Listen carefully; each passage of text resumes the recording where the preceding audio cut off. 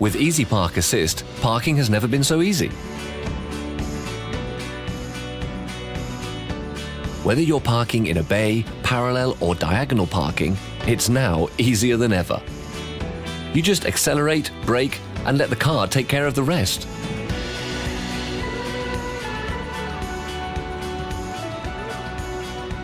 With the help of the rear view camera, you can keep an eye on the maneuver.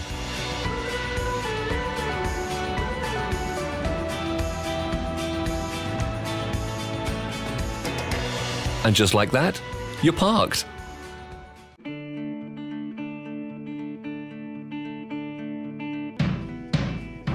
From 4 to 99 miles per hour, the active emergency braking system continuously measures your distance from the vehicle in front of you. If you're too close, the system will warn you and engage the automatic braking with no action required from the driver. Between 31 and 99 miles per hour, the adaptive cruise control option on the steering wheel allows your car to adapt to the speed of the car ahead of you. And this is the safe distance warning. When driving between 19 and 124 miles per hour, it informs you of the time separating you from the vehicle ahead using its radar. Between 4 and 37 miles per hour, the active emergency braking system with pedestrian detection will warn you of any risk of collision with a pedestrian or vehicle. The car will brake without any intervention from the driver. The Easy Life sliding console is a great place to store your things with a capacity of up to 13 litres. Slide it forwards and it creates a cockpit-like environment for the driver. Over here, a practical space with 2 USB ports and one for a jack cable. Slide it backwards, the Easy Life sliding console reveals a compartment big enough to pack, let's say, a bag.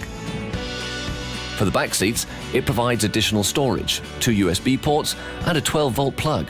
And that's really cool. For longer trips, the Easy Life folding table with its elastic cords allowed you to hold in place connected devices. And that's the Easy Life drawer, with a surprise hiding inside.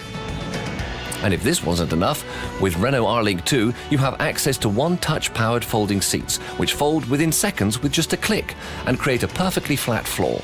You can also do that with the buttons located in the boot. And that's brilliant.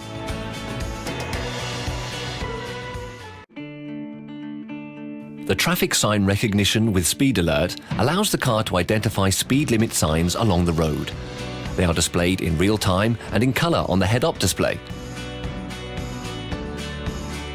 This way, you always know if you're driving at the right speed, and the system alerts you in case you're going too fast, while you keep your eyes on the road.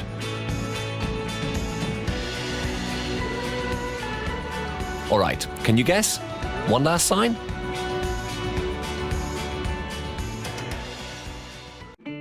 The lane departure warning and lane keeping assist options can be activated directly with Renault R-Link 2.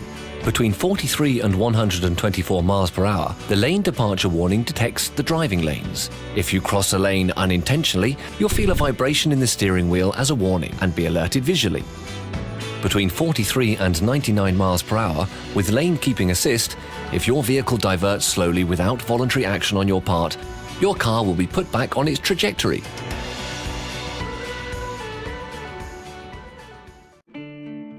Renault R-Link 2 is a true control center.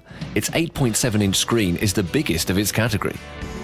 Just like a tablet or a smartphone, R-Link 2 gives you easy access to an array of functions, such as select and play your favorite music.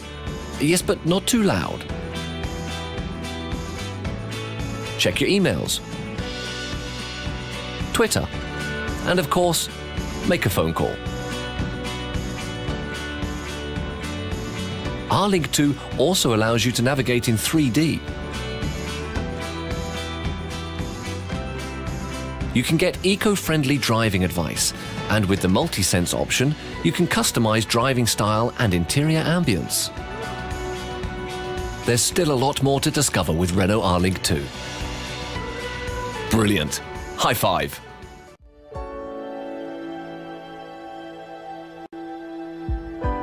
Merci d'être venu parce que tu étais à la base de cette icône scénique, première génération. Maintenant, on est déjà à la quatrième génération. Quatrième génération. C'était une voiture pour une famille moderne. Et c'était un ovni sur la route. Les gens regardaient ce véhicule-là, c'était un véhicule original, qui sortait de l'ordinaire, qui n'avait jamais été fait. Donc des grandes surfaces vitrées, le scénic. Il y a aujourd'hui beaucoup de compétitions, notamment de crossover. Oui. Alors c'était pour nous en fait le moment de dire soit on renouvelle complètement l'esprit scénique 1, soit on arrête et on passe au crossover. Alors c'est vraiment le pari qu'on a pris avec Renault. Et c'est un bon moment peut-être de te montrer maintenant le Scénic 4, 4e génération de cette belle histoire de Renault. Alors, je suis impatiente. Oui, moi aussi.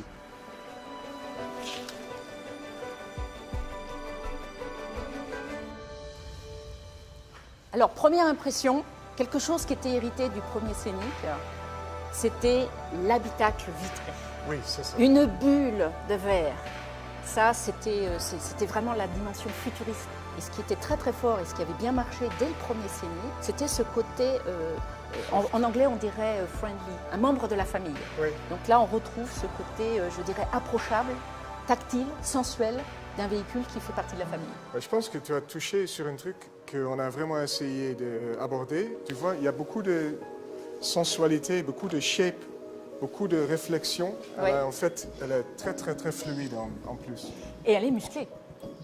Oui, parce qu'on a essayé de quand même rendre la voiture plus sexy, plus moderne, aussi une voiture dans laquelle tu veux être vu. Quand le premier Scénic est sorti, il s'exprimait vraiment comme un concept qui était l'habitacle, c'est-à-dire de l'intérieur vers l'extérieur. Mais on n'a pas perdu l'intelligence du concept scénique de base, parce que tu vois, presque 80% de la voiture est dédiée aux passagers. Oui, alors ça c'est ce que je vois directement, c'est les proportions. Proportions extraordinaires.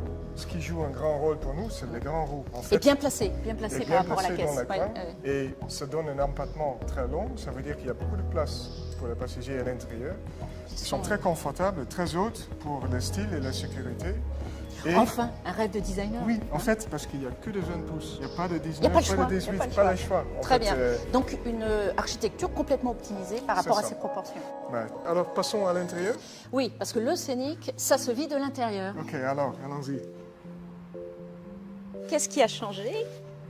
Ça, c'est bouger, la fameuse console. console. C'est le lien entre les parents et les enfants. Mais c'est symbolique, ce lien.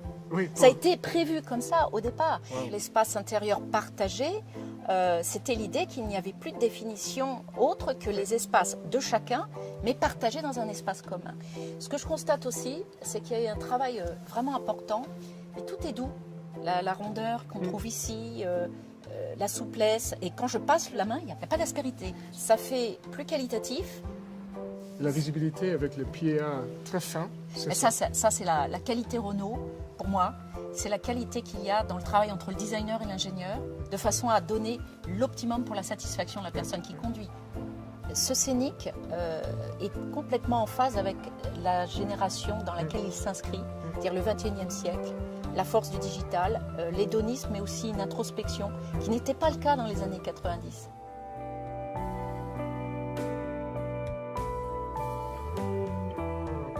En fin de compte, il a grandi, il est mature et il s'assume complètement aujourd'hui. Et moi, je lui souhaite longue vie, j'espère qu'il y en a encore beaucoup d'autres. Oui, Je compte sur toi. c'est que le début.